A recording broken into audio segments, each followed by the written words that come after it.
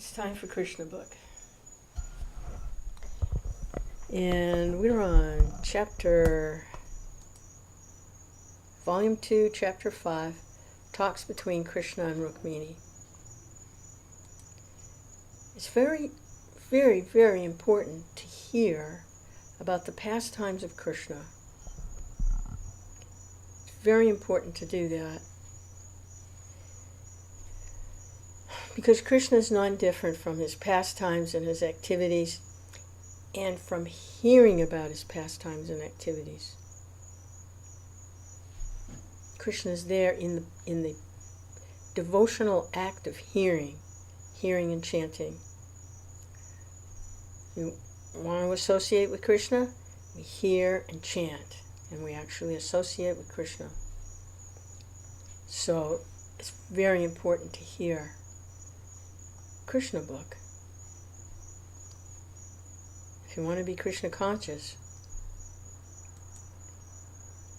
If you don't want to be Krishna conscious, then it really doesn't matter. Do whatever else you want to do. But think about it. No one survives. No one survives the material world. No one survives. It's a losing battle.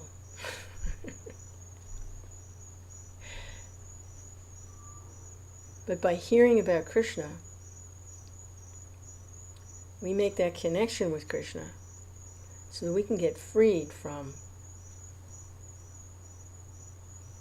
identification with his illusory energy, and we can begin to identify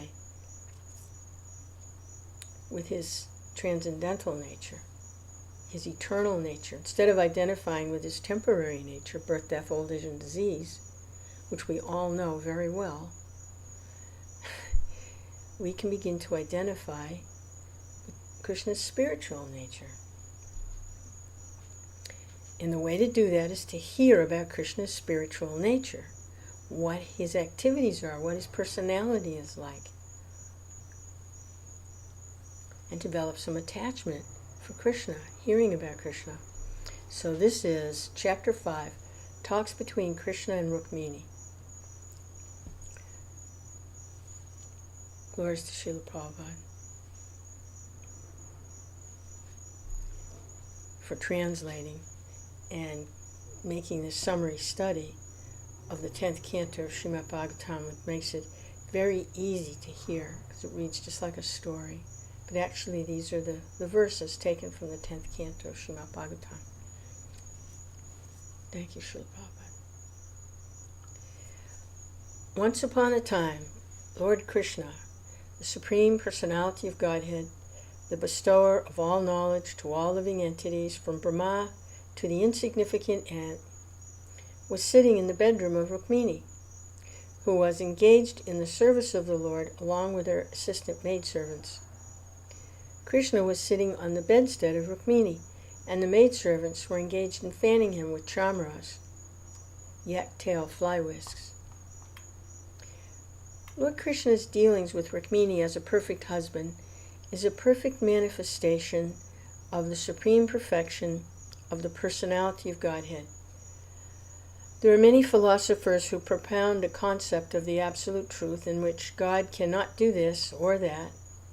They deny the incarnation of God or the supreme absolute truth in human form. But actually, the fact is different. God cannot be subject to our imperfect sensual activities. He is the all-powerful, omnipresent personality of Godhead, and by his supreme will, he can not only create, maintain, and annihilate the whole cosmic manifestation, but he can also descend as an ordinary human being in order to execute the highest mission. As stated in Bhagavad-gītā, whenever there are discrepancies in the discharge of human occupational duties, he descends. He is not forced to appear by any external agency, but descends by his own internal potency in order to re-establish the standard functions of human activities, as well as to simultaneously annihilate the disturbing elements in the progressive march of human civilization. In accordance with this principle of the transcendental pastimes of the Supreme Personality of Godhead, he descended in his eternal form of Sri Krishna in the dynasty of the Yadus. The palace of Rukmini was wonderfully furnished. There were many canopies hanging on the ceilings with laces bedecked with pearl garlands, and the whole palace was illuminated by the effulgence of valuable jewels. There were many flower orchards of bile and chameli, which are considered to be the most fragrant flowers in India. There were many clusters of these plants, with blooming flowers enhancing the beauty of the palace. And because of the exquisite fragrance of the flowers, little groups of humming bees were gathered around the trees, and at night the pleasing moonshine glittered through the network of holes in the windows. There were many heavily flowered trees of parijata, and the mild wind stirred the flavor of the flowers all around. Within the walls of the palace there was incense burning, and the fragrant smoke was leaking out of the window shutters. Within the room there were mattresses covered with white bed sheets resembling the foam of milk. The bedding was as soft and white as milk foam. In this situation, Lord Krishna was very comfortably sitting and enjoying the service of Rukmini-ji, assisted by her servants. Rukmini was also very eager to get the opportunity of serving the Supreme Personality of Godhead as her husband. She therefore wanted to serve the Lord personally, and took the handle of the chamara from the hand of the maidservant and began to move the fan. The handle of the chamara was made of gold, decorated and bedecked with valuable jewels, and it became more beautiful when it was taken by Rukmini, because all of her fingers were beautifully set with jeweled rings. Her legs were decorated with ankle bells and jewels, which rang very softly between the pleats of her sari. Rukmini's raised breasts were smeared with kumkum and saffron, and thus her beauty was enhanced by the reflection of the reddish color emanating from her covered breasts. The highly raised lower part of her buttocks was decorated with a jeweled lace girdle, and a locket of great effulgence hung around her neck. Above all, because she was engaged in the service of Lord Krishna, although at that time she was old enough to have grown-up sons, her beautiful body was beyond compare to the three worlds. When we take account of her beautiful face, it appears that the curling hair on her head, the beautiful earrings on her ears, her smiling mouth, and her necklace of gold all combined to shower rains of nectar, and it was definitely proved that Rukmini was none other than the original goddess of fortune, who was always engaged in the service of the lotus feet of Narayan. The pastimes of Krishna and Rukmini in Dwarka are accepted by great authorities as manifestations of those of Narayan and Lakshmi, which are of an exalted opulence. The pastimes of Radha and Krishna in Vrindavan are simple and rural, distinguished from the polished urban characteristics of those of Dwarka. The characteristics of Rukmini were unusually bright, and Krishna was very much satisfied with her behavior. Krishna had experienced that when Rukmini was offered a parijata flower by Narada Muni, Satyabhama had become envious of her co-wife and had immediately demanded a similar flower from Krishna. In fact, she could not be pacified until she was promised the whole tree, and that was actually done by Krishna. The tree was brought down to the earth planet from the heavenly kingdom. After this episode, Krishna expected that because Satyabhama had been rewarded by a full tree of parijata, Rukmini would also demand something else. Rukmini did not mention anything of the incident, however, for she was grave and simply satisfied in her service. Krishna wanted to see her a bit irritated, and therefore he schemed in order to see the beautiful face of Rukmini in an irritated condition. Although Krishna had more than 16,100 wives, he used to behave with each of them with familial affection. He would create a particular situation between himself and his wife, in which the wife would criticize him in irritation of love, and Krishna would enjoy this. In this case, because Krishna could not find any fault with Rukmini, for she was very great and always engaged in his service. He smilingly, in great love, began to speak to her. Rukmini was the daughter of King Bhishmaka, a powerful king. Thus, Krishna did not direct her as Rukmini. He addressed her this time as the princess. My dear princess, it's very surprising. Many great personalities in the royal order wanted to marry you. Although not all of them were kings, all possessed the opulence and riches of the kingly order. They were well behaved, learned, famous among kings, beautiful in their bodily features and personal qualifications, liberal, very powerful in strength.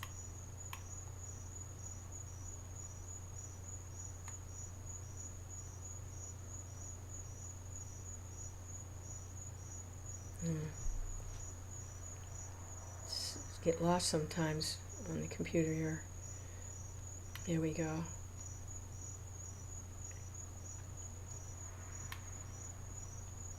Okay, sorry about that. Liberal, very powerful in strength, and advanced in every respect. They were not unfit in any way, and over and above that, your father and your brother had no objection to such marriages. On the contrary, they gave their word of honor so that you'd be married to Shishupal. The marriage was sanctioned by your parents. Shishupal was a great king and was so lusty and mad after your beauty. If he had married you, I think he would have always remained with you, just like your faithful servant. In comparison to Shishupal, with his personal qualities, I'm nothing. And you may personally realize it. I'm surprised that you rejected the marriage with Shishupal and you accepted me. I'm inferior in comparison to Shishupal. I think myself completely unfit to be your husband, because you're so beautiful, sober, grave, and exalted. May I inquire from you the reason that induced you to accept me? Now, of course, I can address you as my beautiful wife, but still I may inform you of my actual position. I'm inferior to all those princes who wanted to marry you. First of all, you may know that I was so much afraid of Jarasandha, I could not dare to live on the land, and thus I've constructed this house within the water of the sea. It's not my business to disclose the secret to others, but you must know that I'm not very heroic. I'm a coward, and I'm afraid of them. Still, I'm not safe because all the great kings of the land are inimical to me. I've personally created this inimical feeling by fighting with them in many ways. Another fault is that although I'm on the throne of Dwarka, I have no immediate claim.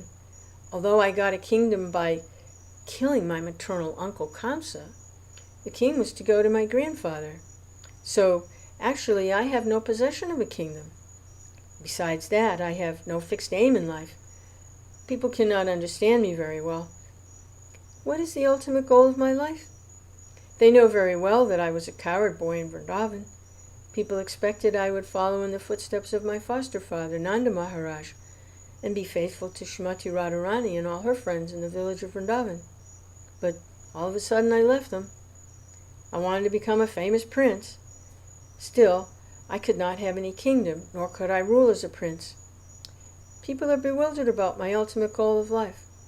They do not know whether I am a coward boy or a prince, whether I am the son of Nanda Maharaj or the son of Vasudeva. Because I have no fixed aim in life, people call me a vagabond.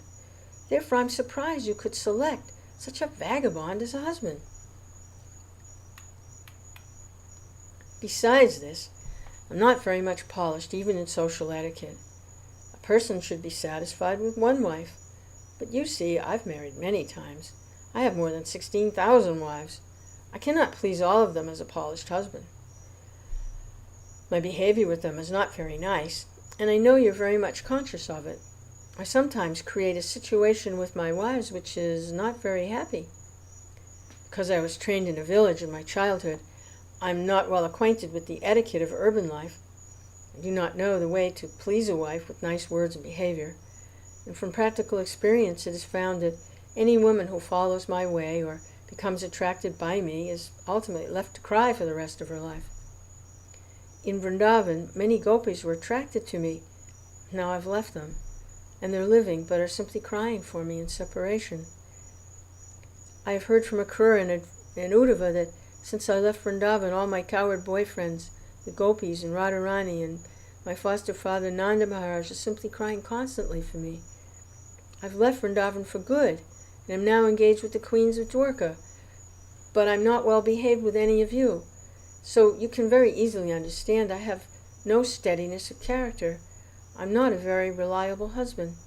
The net result of being attracted to me is to acquire a life of bereavement only. My dear beautiful princess, you may also know that I'm always penniless. Just after my birth, I was carried penniless to the house of Nanda Maharaj. I was raised like a cowherd boy. Although my foster father possessed many hundreds of thousands of cows, I was not proprietor of even one of them. I was simply entrusted to take care of them and tender them. I was not the proprietor. Here also, I'm not the proprietor of anything, and I'm always penniless. There's no cause to lament for such a penniless condition. I possessed nothing in the past, so why should I lament that I do not possess anything at present? You may note also that my devotees are not very opulent persons. They're also very poor in worldly goods. Those who are very rich, possessing worldly wealth, are not interested in devotion to me or Krishna consciousness. On the contrary, when a person becomes penniless, whether by force or by circumstances, he may become interested in me if he gets the proper opportunity. Persons who are proud of their riches, even if they're offered association with my devotees, do not take advantage of consciousness of me. In other words, the poorer class of men may have some interest in me, but the richer class of men have no interest. I think, therefore, that your selection of me was not very intelligent. You appear to be very intelligent, trained by your father and brother, but ultimately you've made a great mistake in selecting your life's companion. But there is no harm. Better late than never. You're at liberty to select a suitable husband who is actually an equal to you in opulence, family tradition, wealth, beauty, education, in all respects. Whatever mistakes you may have made may be forgotten. Now you may chalk out your own lucrative path of life. Usually a person does not establish a marital relationship with a person who is either higher or lower than his position. And my dear daughter of the king of Vidarbha, I think you did not consider very sagaciously before your marriage. Thus you made a wrong selection by choosing me as your husband. You mistakenly heard about my having very exalted character, although factually I was nothing more than a beggar. Without seeing me and my actual position, simply by hearing about me, you selected me as your husband. That was not very rightly done. Therefore, I advise that it is better late than never. You can now select one of the great Kshatriya princes and accept him as your life's companion, and you can reject me. Krishna was proposing that Rukmini divorce him at a time when Rukmini already had many grown-up children. Therefore, Krishna's whole proposition to Rukmini appeared to be something unexpected, because according to Vedic culture, there was no such thing as separation of husband and wife by divorce. Nor was it possible for Rukmini to do so in advanced age when she had married sons. Each and every one of Krishna's proposals appeared to be Rukmini to be crazy, and she was surprised that Krishna could say such things. Simple as she was, her anxiety was increasing more and more at the thought of separation from Krishna. Krishna continued, "After all, you have to prepare yourself for your next life. I therefore advise that you select someone who can both help you in this life and the next life, for I'm completely unable to help. My dear beautiful princess, you know that all the members of the princely order, including Shishupal, Shalva, Jarasandha, Dantavakra, and even your elder brother Rukmi, are all my enemies. They do not like me at all. They hate me from the cores of their hearts. All these princes were very much puffed up with their worldly possessions. They did not care a fig for anyone who came before them. In order to teach them lessons, I agreed to kidnap you according to your desire. Otherwise, I have no love for you, although you loved me even before the marriage. As I've already explained, I'm not very much interested in family life or love between husband and wife. By nature, I am not very fond of family life, wife, children, home, and opulences. As my devotees are always neglectful of these worldly possessions, I'm also like that. Actually, I'm interested in self-realization. That gives me pleasure, and not this family life. After submitting his statement, Lord Krishna suddenly stopped. The great authority Sukadeva Goswami remarks that Krishna almost always passed his time with Rukmini, and Rukmini was a bit proud to be so fortunate that Krishna never left her even for a moment. Krishna, however, does not like any of his devotees to be proud. As soon as a devotee becomes so, by some tactic he cuts down that pride. In this case also, Krishna said many things which were hard for Rukmini to hear. She could only conclude that although she was proud of her position, Krishna could be separated from her at any moment. Rukmini was conscious that her husband was not an ordinary human being. He was the Supreme Personality of Godhead, the master of the three worlds. By the way he was speaking, she was afraid of being separated from the Lord, for she had never heard such harsh words from Krishna before. Thus she became perplexed with fear of separation, and her heart began to palpitate. Without replying to a word of Krishna's statement, she simply cried in great anxiety, as if being drowned in an ocean of grief. She silently scratched the ground with the nails of her toes, which were reflecting reddish light on the ground. The tears from her eyes were pink, mixed with the black cosmetic ointment from her eyes, and the waters were dropping down, washing the kumkum and saffron from her breasts. Choked up on account of great anxiety, unable to speak even a word, she kept her head downward, remained standing just like a stick. Due to extremely painful fearfulness and lamentation, she lost all her reasoning powers, became so weak that immediately her body lost so much weight that the bangles on her wrist became slackened. The chamara rod, which she was serving Krishna, immediately fell from her hand. Her brain and memory became puzzled. She lost consciousness. The nicely combed hair on her head scattered here and there, and she fell down like a banana tree cut down by a whirlwind. Lord Krishna immediately realized that Rukmini had not taken his words in a joking spirit. She had taken them very seriously, and in her extreme anxiety over immediate separation from Krishna, she had fallen into this condition. Lord Krishna is naturally very affectionate toward his devotees, and seeing Rukmini's condition, his heart immediately became softened. Once he became merciful to her. The relationship between Krishna and Rukmini was as Lakshmi Narayan. Therefore he appeared before her in his four-handed manifestation of Narayan. He got down from the bedstead, brought her up by her hands, and placing his cooling hands on her face, smoothed the scattered hairs on her head. Lord Krishna dried the wet breast of Rukmini with his hand. Understanding the seriousness of Rukmini's love for him, he embraced her to his chest.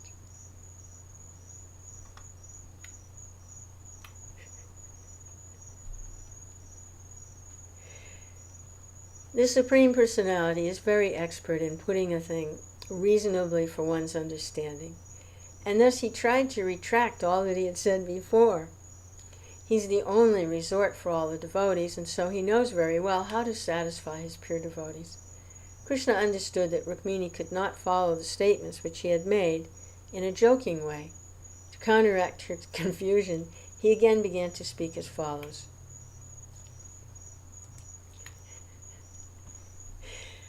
My dear daughter of King Vidarbha, my dear Rukmini, please do not misunderstand me.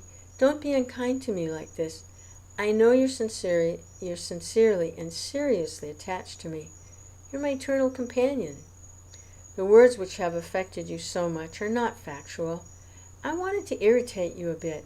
I was expecting you to make some counteranswers to those joking words. Unfortunately, you've taken them seriously. I'm very sorry for it. I expected that your red lips would tremble in anger on hearing my statement, and you'd chastise me in many words. O perfection of love, I never expected that your condition would be like this. I expected you would put your blinking eyes upon me in retaliation. In that way I would be able to see your beautiful face in an angry mood. My dear beautiful wife, you know that we're householders. We're always busy in many household affairs, so we long for a time that we can enjoy some joking words between us. That is our ultimate game in household life. Actually, the householder's work is very hard day and night, but all fatigue of the day's labor becomes minimized as soon as they meet, husband and wife together, and enjoy in many ways.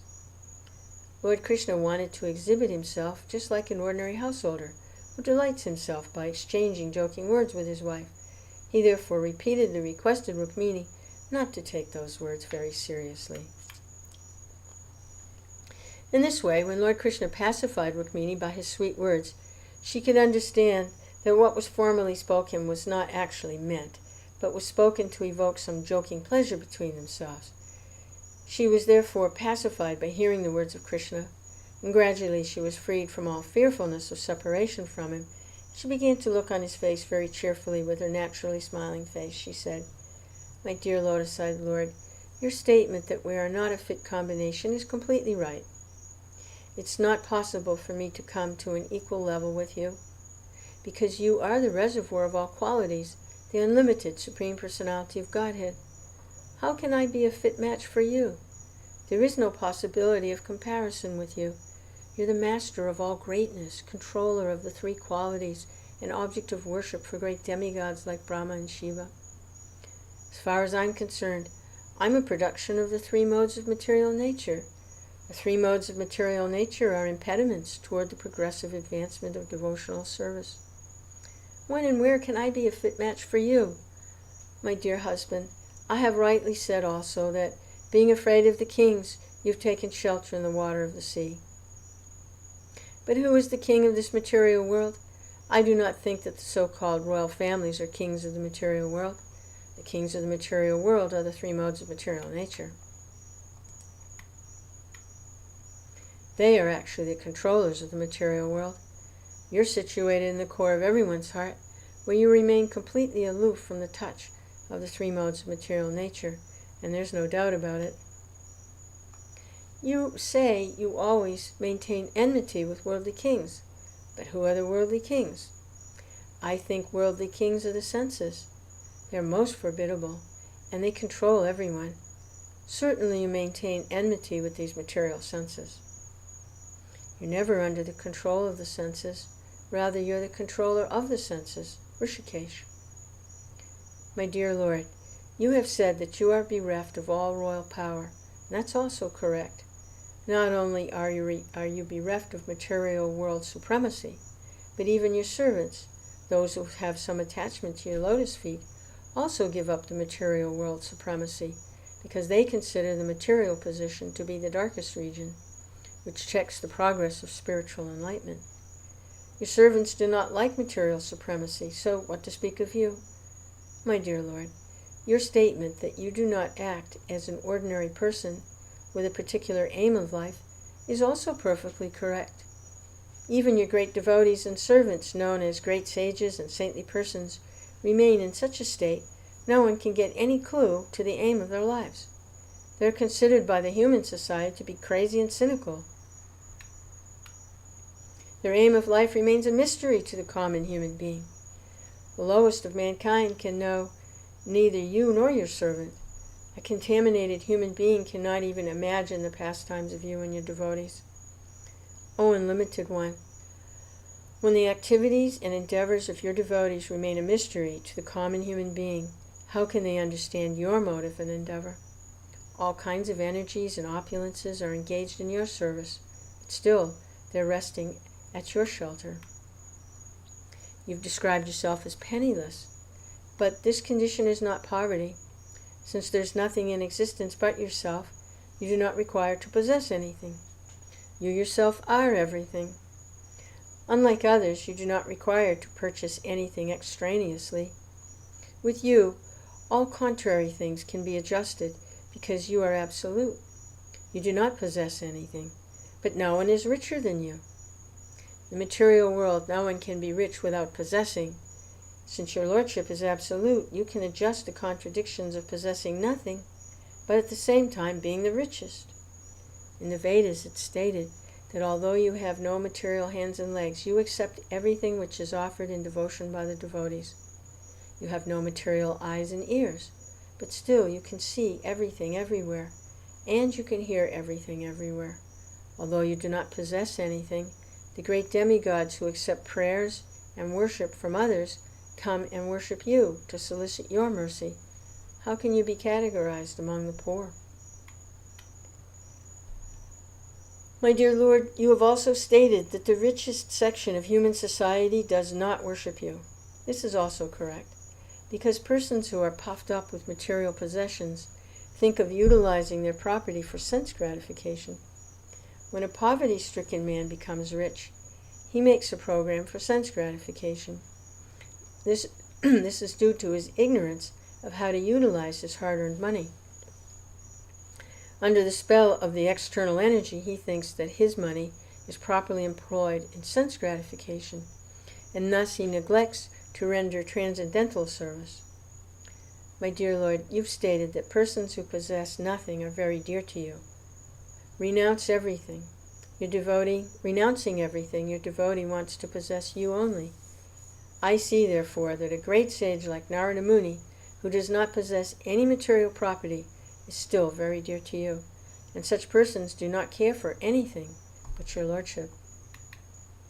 My dear Lord, you have stated that a marriage between persons equal in status of social standing, beauty, riches, strength, influence, or renunciation is a suitable match. But this status of life can only be possible by your grace. You're the supreme perfectional source of all opulences. Whatever opulent status of life one may have is derived from you, as described in Vedanta Sutra, Janmadhyasya Yata. You are the supreme source from which everything emanates, the reservoir of all pleasures. Therefore, persons who are endowed with knowledge desire only to achieve you and nothing else. To achieve your favor, they give up everything, even the transcendental realization of Brahman. You are the supreme ultimate goal of life. You're the reservoir of all interests of the living entities. Those who are actually well motivated desire only you, and for this reason they give up everything to attain success. They therefore deserve to be associated with you. In the society of the servitors and served in Krishna consciousness, one is not subjected to the pains and pleasures of material society, which functions according to sex attraction. Therefore, everyone, man or woman, should seek to be an associate in your society of servitors and served. You are the Supreme Personality of Godhead. No one can excel you. Nor can anyone come up to an equal level with you. The perfect social system is that in which you remain in the center, being served as the Supreme, and all others engage in as your servitors. In such a perfectly constructed society, everyone can remain eternally happy and blissful. My Lord, you've stated that only beggars praise your glories, and that is also perfectly correct. For who are those beggars? Those beggars are exalted devotees, liberated personalities, those in the renounced order of life. They're all great souls and devotees who have no other business than to glorify you. Such great souls forgive even the worst offender. These so-called beggars execute their spiritual advancement of life, tolerating all kinds of tribulations in the material world. My dear husband, I do not think that out of my inexperience I accepted you as my husband. Actually, I followed all these great souls. I followed the path of these great beggars and decided to surrender my life unto your lotus feet. You've said that you are penniless, and that's correct. You distribute yourself completely to these great souls and devotees. Knowing this fact perfectly well, I rejected even such great personalities as Lord Brahma and King Indra. My Lord, the great time factor acts under your direction only. The time factor is so great and powerful that within moments it can effect devastation anywhere within the creation. Considering all these factors, I thought Jarasandha, Shishupal, and similar other princes who wanted to marry me to be no more important than ordinary insects. My dear all-powerful son of Vasudeva, your statement that you have taken shelter within the water of the ocean, being afraid of all the great princes, is quite suitable. But my experience with you contradicts this. I've actually seen that you kidnapped me forcibly in the presence of all these princes. At the time of my marriage ceremony, simply by giving a jerk to the string of your bow, you very easily drove the others away and kindly gave me shelter at your lotus feet. I still remember vividly that you kidnapped me in the same way as a lion forcibly takes his share of hunted booty, driving away all other small animals within the twinkling of an eye. My dear lotus-eyed Lord, I cannot understand your statement that women and other persons who have taken shelter under your lotus feet pass their days only in bereavement. From the history of the world, we can see that princes like Anga, Prithu, Bharata, Yayati, and Gaya were all great emperors of the world, and there were no competitors to their exalted positions. But in order to achieve the favor of your lotus feet, they renounced their exalted positions and entered into the forest to practice penances and austerities. When they voluntarily accepted such a position, accepting your lotus feet as all in all, does it mean that they were in lamentation and bereavement? My dear Lord, you've advised me that I can still select another from the princely order and divorce myself from your companionship. But my dear Lord, it's perfectly well known to me that you're the reservoir of all good qualities. Great saintly persons like Narada Muni are always engaged simply in glorifying your transcendental characteristics. If someone simply takes shelter of such a saintly person, he immediately becomes freed from all material contamination. And by becoming in direct contact with your service, the goddess of fortune agrees to bestow all her blessings. Under the circumstances, what woman who has once heard of your glories from authoritative sources, and somehow or other has tasted nectarine flavor of your lotus feet, can be foolish enough to agree to marry someone of this material world who's always afraid of death, disease, old age, rebirth? I've therefore accepted your lotus feet, not without consideration, but after mature and deliberate decision. My dear Lord, you're the master of the three worlds. You can fulfill all the desires of all your devotees in this world and the next, because you're the supreme soul of everyone. I've therefore selected you as my husband, considering you to be the only fit personality. You may throw me in any species of life according to the reaction of my fruitive activities, and I haven't the least concern for it. My only ambition is that I may always remain fast to your lotus feet, because you can deliver your devotees from illusory material existence and are always prepared to distribute yourself to your devotees. My dear Lord, you have advised me to select one of the princes such as Shishupal, Jarasandha, Dantavakra. But what is their position in this world? They're always engaged in hard labor to maintain their household life, just like the bulls working hard day and night with the oil-pressing machine. They're compared to asses, beasts of burden. They're always dishonored like dogs, and they're miserly like the cats. They've sold themselves like slaves to their wives. Any unfortunate person who has never heard of your glories may accept such a man as her husband. But a woman who has learned about you, that you are praised not only in this world, but in the halls of the great demigods like Lord Brahma and Lord Shiva, will not accept anyone besides yourself as her husband. A man within this material world is just like a dead body. In fact, superficially, the living entity is covered by this body, which is nothing but a bag of skin decorated with beards and mustaches, hairs on the body, nails on the fingers, hairs on the head. Within this decorated bag, there are bunches of muscles, bundles of bones, and pools of blood, always mixed with stool, urine, mucus, bile, polluted air, and enjoyed by different kinds of insects and germs. A foolish woman accepts such a dead body as her husband, and in sheer misunderstanding, loves him as her dear companion. This is only possible because such a woman has never tasted the ever blissful flavor of your lotus feet. My dear lotus-eyed husband, you are self-sufficient, self-satisfied. You do not care whether or not I am beautiful or qualified. You're not at all concerned about it. Therefore, your non-attachment for me is not at all astonishing. It's quite natural. You cannot be attached to any woman, however exalted her position and beauty. Whether you're attached to me or not, may my devotion and attention be always engaged at your lotus feet. The material mode of passion is also your creation, so when you passionately glance upon me, I accept it as the greatest boon of my life. I'm ambitious only for such auspicious moments. After hearing Rukmini's statement and her clarification of each and every word which he had used to arouse her anger of love toward him, Krishna addressed Rukmini as follows.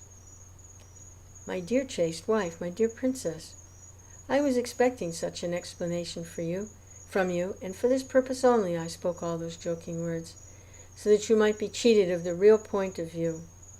Now my purpose has been served. The wonderful explanation that you have given to each and every word of mine is completely factual and approved by me. Oh, most beautiful Rukmini, you are my dearest wife. I'm greatly pleased to understand how much love you have for me. Please take it for granted that no matter what ambition and desire you might have, no matter what you might expect from me, I'm always at your service. And it is a fact also that my devotees, my dearmost friends and servitors, are always free from material contamination, even though they are not inclined to ask from me for such liberation. My devotees never desire anything from me except to be engaged in my service. And yet, because they are completely dependent upon me, even if they are found to ask something from me, that's not material. Such ambitions and desires, instead of becoming the cause of material bondage, become the source of liberation from this material world. My dear chaste and pious wife, I've tested, on the basis of strict chastity, your love for your husband, and you have passed the examination most successfully. I've purposely agitated you by speaking many words were not applicable to your character, but I'm surprised to see that not a pinch of your devotion to me has been deviated from its fixed position.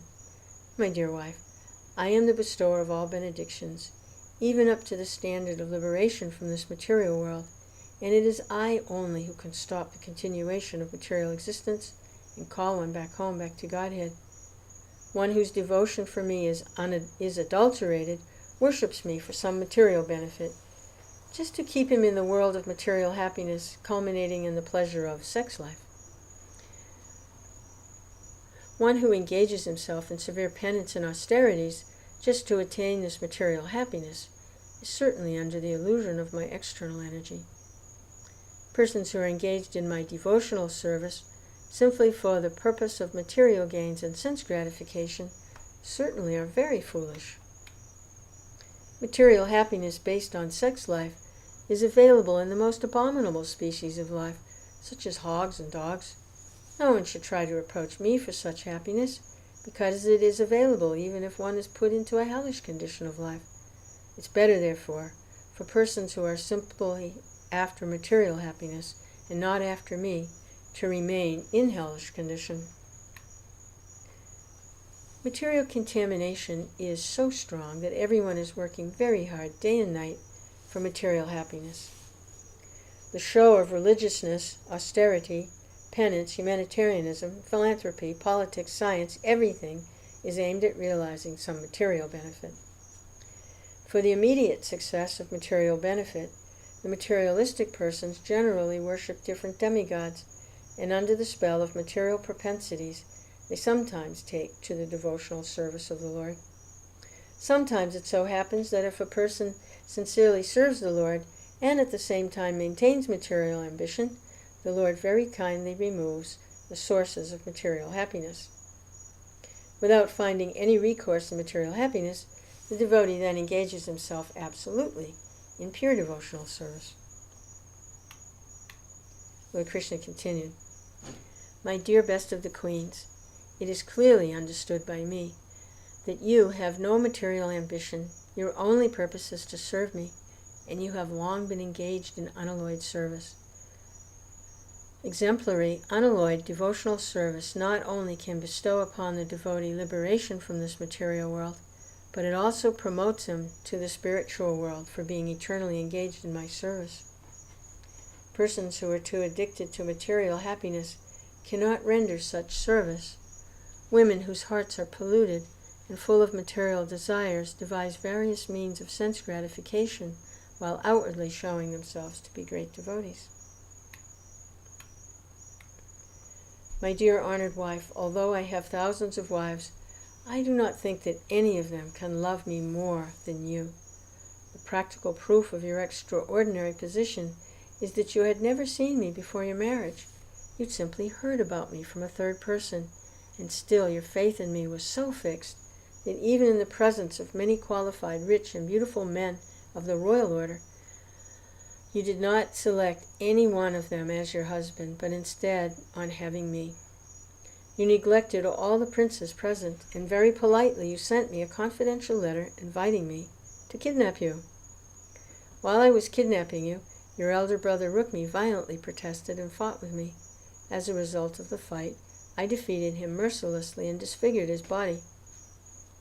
At the time of Aniruddha's marriage, when we were all engaged in playing chess, there was another fight with your brother Rukmini on a controversial verbal point, and my elder brother Balaram finally killed him. I was surprised to see that you did not utter even a word of protest over this incident.